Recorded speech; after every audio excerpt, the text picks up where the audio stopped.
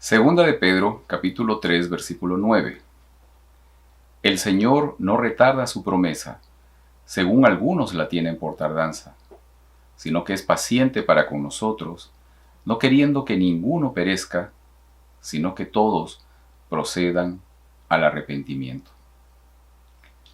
Dentro de las historias de las Sagradas Escrituras, encontramos experiencias fascinantes, vidas de hombres y mujeres que superaron lo ordinario y se convirtieron en nuestros héroes de la Biblia. Hombres dotados de enorme sabiduría, que nos dejaron en sus escritos hechos y consejos para disfrutar de una vida plena. Otro, dotado de enorme fuerza física, enviado para liberar al pueblo de sus enemigos. Otro, de enorme valor, quien siendo apenas un niño, enfrentó en una pelea a muerte a un gigante acostumbrado a despedazar a sus contrarios. Otro, criado como príncipe de la nación más poderosa del mundo, pero llamado para ser el libertador de una nación esclava. Dentro de estos héroes de las historias de la Biblia, hay una historia fascinante que ha cautivado a grandes y chicos de muchas épocas y que ha sido la inspiración de todos aquellos quienes nos hemos detenido a conocer un poco más de su vida. Hoy continuamos en el descubrimiento de la vida de este personaje del libro de Génesis. Hoy continuamos con la vida de José. Antes de unirnos para continuar con nuestro estudio de hoy, te invito a que podamos tener una oración y pidamos la dirección de Dios en esta oportunidad. Señor, con alegría y esperanza llegamos hasta ti, con gozo al reconocer tus obras maravillosas, al reconocer tus propósitos de bienestar y de salvación, pero también de esperanza porque los eventos que vemos ocurriendo en la actualidad nos dan seguridad de que tú vienes pronto por aquellos quienes te esperamos. Que este momento de meditación en tu palabra lo puedas enseñar tú mismo y que las experiencias de José sirvan como provecho en la vida de cada uno de quienes ven esta transmisión. Te alabamos, Señor, en el nombre de Cristo Jesús. Amén. En el capítulo 41 del libro de Génesis, continuamos con los eventos que marcaron la asombrosa historia de la vida de José. Y este capítulo empieza señalando que desde el final del capítulo 40 hasta el comienzo del capítulo 41 transcurrieron 2 años, 2 largos e interminables años para quien estaba privado de su libertad, condenado aún siendo inocente. Recordemos que en el capítulo 40 de Génesis, José aún se encontraba en prisión y es probable que ya habían pasado unos 11 años desde que José fue vendido como esclavo por sus hermanos a una caravana de comerciantes ismaelitas, quienes a su vez se lo vendieron a Potifar, capitán de la guardia del faraón. Sin embargo, recordamos que por una falsa acusación de la esposa de Potifar, José terminó encarcelado, o quizás con la intención de que permanezca allí el resto de su vida. No sabemos cuánto tiempo estuvo en prisión, pero sí sabemos que fueron algunos años. Pero aún en la prisión, Dios estuvo con él, haciéndolo prosperar en todo lo que hacía. Pero una noche, tanto el panadero como el copero del faraón, quienes estaban en prisión, tuvieron un sueño cada uno de ellos. Esos sueños interpretados por José de manera precisa. Asimismo, José le pide al copero que por favor, cuando haya sido repuesto nuevamente en su cargo junto al faraón, que no se olvide de él y que le hable al faraón para que pueda salir de prisión. Pero el último versículo de Génesis 40 dice: sin embargo, el jefe de los coperos no se acordó de José, sino que se olvidó de él por completo. Y el versículo 1 del capítulo 41 empieza diciendo tristemente la siguiente frase: 2 años más tarde. Desde el final del capítulo 40, que vimos la semana pasada, hasta el comienzo del capítulo 41 del libro de Génesis, que es el motivo de nuestro estudio hoy, habían pasado 2 años más, 2 largos y penosos años en prisión. Pero luego de 2 años, una noche, el faraón tuvo 2 sueños. Los propósitos de Dios son insondables, y en esta oportunidad vemos que a través de una persona de origen pagano, Dios envía un mensaje de salvación para el pueblo egipcio. Dios utiliza a personas para comunicarse con ellos que no necesariamente son del pueblo de Dios, como es el caso de Faraón. Sin embargo, existen evidencias del carácter de este hombre, quien era Faraón de Egipto. La Biblia no menciona cosas tales como ¿se postró José ante Faraón? Quizás no lo hizo. Sin embargo, Faraón no ordenó matar a José si éste no se postraba ante él, como sí lo hizo Nabucodonosor con los amigos de Daniel. Otra cosa que también sale a relucir en este momento es cómo es que Faraón supo que la interpretación a sus sueños dada por José era la correcta. Recordemos que Faraón había mandado a traer a todos los sabios y adivinos de Egipto para que pudieran interpretar sus sueños. Pero ninguno había podido interpretarlos. ¿Cómo supo Faraón que la interpretación dada por los sabios y adivinos de Egipto estaban equivocadas? Y que al contrario, la interpretación dada por José era la correcta. Aquí podemos ver claramente que este hombre que ocupaba el cargo de Faraón en el tiempo de José, a diferencia de aquel que ocupaba el mismo cargo en la época de Moisés, era una persona sensible y abierta a ser humilde.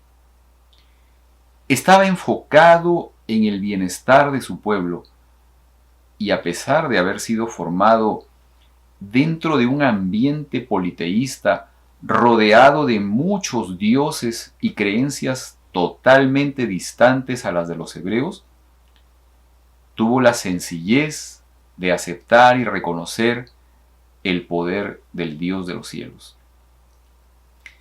Muchos gobernantes de la antigüedad y de todos los tiempos han creído que sus sueños pueden ser mensajes que llegan a ellos y que pueden ser de mucha importancia. Esto fue lo que ocurrió con los sueños de Faraón. Por el lado de José, podemos encontrar una enorme riqueza de situaciones de la vida diaria. El carácter de José fue forjado con mucha dureza, pulido al extremo. Cuando apenas era un niño, perdió a su madre y pasó al cuidado de las otras esposas de su padre. Siendo de 17 años, era amado por su padre, era mimado por su padre, por su carácter dócil, apacible, por lo talentoso que era. Pero así como era el hijo preferido de su padre, era odiado por sus hermanos. Era tratado con dureza y aspereza por sus hermanos. Lo trataban con violencia y lo aborrecían. Fue vendido como esclavo y de esta manera arrancado abruptamente de su entorno familiar, removido de la manera más dura del ambiente en el cual nació y que le era cotidiano. para ser esclavo en un país extraño, en una cultura totalmente diferente a la suya, con un idioma diferente al suyo y una religión opuesta a su creencia. Pero su carácter, al ser duramente forjado y pulido, llegó a relucir de tal manera que adquirió luz propia. Por la narración bíblica, sabemos que en toda situación el Señor estaba con José. Génesis capítulo 39, versículos 2, 20 y 21. Ahora bien, el Señor estaba con José y las cosas le salían muy bien. Pero aún en la cárcel, el Señor estaba con él y no dejó de mostrarle su amor. Como en la experiencia de José, muchas veces nuestra fidelidad a Dios, nuestra devoción a Él, muchas veces nuestra firmeza en el mantener una escala de valores ceñida a lo que la palabra de Dios nos enseña, tiene a veces un alto costo. Y es necesario ser fuerte y valiente para no desviarnos ni a derecha ni a izquierda. Entonces el copero del faraón, después de 2 años, se acordó de José. Génesis capítulo 41, versículos 9, 12 y 13. Ahora me doy cuenta del grave error que he cometido. Y continuó narrando. Allí con nosotros había un joven hebreo, esclavo del capitán de la guardia. Le contamos nuestros sueños, y a cada uno nos interpretó el sueño, y todo sucedió tal como él lo había interpretado. Al recibir esta noticia, Faraón mandó llamar a José. Este se encontraba en prisión. Llevaba años prisionero allí. Allí no había posibilidad de mantener la higiene, no se podía cortar el pelo, ni tampoco podía afeitarse. Imagino que ni siquiera tenían una adecuada provisión de alimentos, agua, servicios higiénicos. Probablemente vestía harapos. Quizás tuvo que compartir muchas noches de desvelo con las ratas que venían a morder a los presos. Pero ante la orden de Faraón, todos se dieron prisa, actuaron de inmediato, asearon al esclavo prisionero, le cortaron el pelo y lo afeitaron, lo vistieron de manera adecuada para presentarse ante el monarca, y entonces José se presentó ante el Faraón. El jefe de la prisión había llegado a tener mucha estima por José. Le había confiado completamente el cuidado de la cárcel y también a los prisioneros. El jefe de la prisión reconoció, al igual que Potifar, que el Dios de los cielos estaba con José. Dentro de palacio, no solo Faraón esperaba ansioso la llegada de este extranjero. Allí dentro del palacio, esperando la llegada de José, también se encontraban los sabios y adivinos. Además estaban allí los servidores de Faraón, sus ministros, sus consejeros, príncipes y personalidades del reino. Y entonces José se presentó ante el Faraón. Delante del rey, José mantuvo la misma seguridad, la misma confianza en Dios como cuando era esclavo en casa de Potifar o como cuando estaba en prisión. José sabía que esa capacidad de interpretar los sueños no era algo propio. José sabía que era el Señor Todopoderoso quien a través de él declaraba los misterios encerrados en los sueños. Frente a Faraón, recibió una vez más una prueba que implicaría cuán humilde era José. Génesis capítulo 41, versículos 15 y 16. El faraón le dijo: tuve un sueño que nadie ha podido interpretar, pero me he enterado de que cuando tú oyes un sueño, eres capaz de interpretarlo. No soy yo quien puede hacerlo, respondió José, sino que es Dios quien le dará al faraón una respuesta favorable. Incluso en este momento de enorme tensión, incluso ante la mirada atenta y penetrante de toda la corte de Faraón, incluso ante las murmuraciones de los sabios, de los adivinos, quienes no pudieron darle una respuesta favorable a Faraón, ante la mirada escéptica y de menosprecio de muchos otros, pero sobre todo frente a las palabras de reconocimiento del faraón, afirmándole a José que poseía un don sobrenatural. Me he enterado de que cuando tú oyes un sueño, eres capaz de interpretarlo. Pero de manera automática, sin dudarlo, la respuesta no se hizo esperar. No soy yo de quien depende eso, sino que es Dios quien le dará al faraón una respuesta favorable. Con esta respuesta, José ponía nuevamente en claro que su confianza, su seguridad, su vida estaban en las manos de Dios. Y que esa capacidad profética mencionada por Faraón no estaba en él, sino que esa capacidad venía directamente del cielo. ¿En quién tenemos cifradas nuestras esperanzas? ¿En quién confiamos nuestras vidas? ¿Quién es el verdadero gestor de los éxitos que hemos logrado? ¿Al servicio de quién entregamos los dones que hemos recibido? Este momento de la vida de José es extraordinario. Este momento de la vida de José es épico y es emocionante. Y entonces Faraón empieza a compartir su sueño una vez más. Una vez más empieza a narrar aquello que lo perturbaba, aquello que lo despertó durante la noche. Pero esta vez lo hacía con la confianza de que esa perturbación iba a ser calmada. Génesis capítulo 41, versículos 17 al 24. El faraón le contó a José lo siguiente: En mi sueño estaba yo de pie a orillas del río Nilo. De pronto salieron del río 7 vacas gordas y hermosas y se pusieron a pastar entre los juncos. Detrás de ellas salieron otras 7 vacas feas y flacas.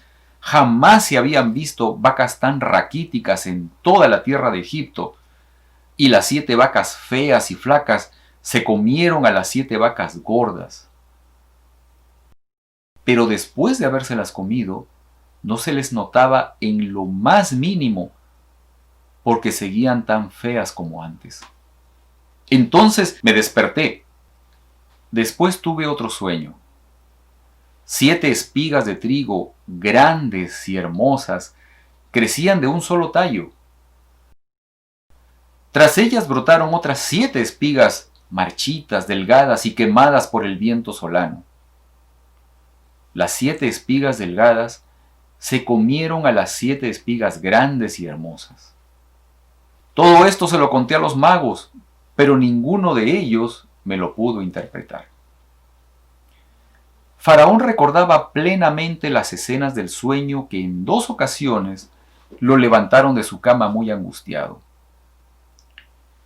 Y después de contárselo a José, ahora su ansiedad giraba en torno a si el joven hebreo sería capaz de darle una interpretación a su sueño. La respuesta no se hizo esperar. Génesis capítulo 41, versículos 25 al 32. José le explicó al faraón: en realidad, los 2 sueños del faraón son uno solo. Dios le ha anunciado lo que está por hacer. Las 7 vacas hermosas y las 7 espigas hermosas son 7 años. Se trata del mismo sueño. Y las 7 vacas flacas y feas que salieron detrás de las otras y las 7 espigas delgadas y quemadas por el viento solano son también 7 años. pero estos serán 7 años de hambre. Tal como le he dicho al faraón, Dios le está mostrando lo que está por hacer. Están por venir 7 años de mucha abundancia en todo Egipto, a los que le seguirán 7 años de hambre que harán olvidar toda la abundancia que antes hubo. El hambre acabará con Egipto. Tan terrible será el hambre que nadie se acordará de la abundancia que antes hubo en el país. El faraón tuvo el mismo sueño 2 veces porque Dios ha resuelto firmemente hacer esto y lo llevará a cabo muy pronto. La respuesta satisfizo la perturbación de Faraón. Reconocía la certeza de esa afirmación. Reconocía que sus sueños quedaron despejados gracias al Dios de José, el Dios de los cielos y la tierra. Pero su corazón ahora se angustió por su pueblo. 7 años de hambre, 7 años de sequía, eran demasiado tiempo para poder soportarlo. Era una segura condena a muerte.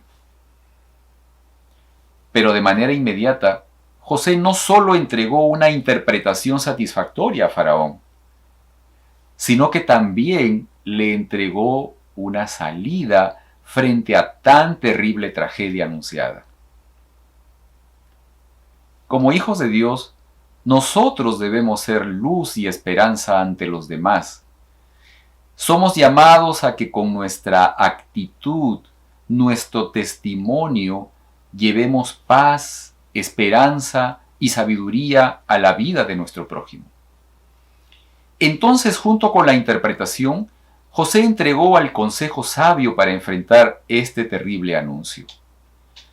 Génesis capítulo 41, versículos 33 al 36.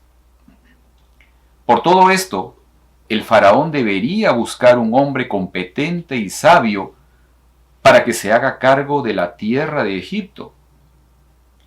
Además, el faraón debería nombrar inspectores en todo Egipto para que durante los 7 años de abundancia recauden la 1/5 parte de la cosecha en todo el país.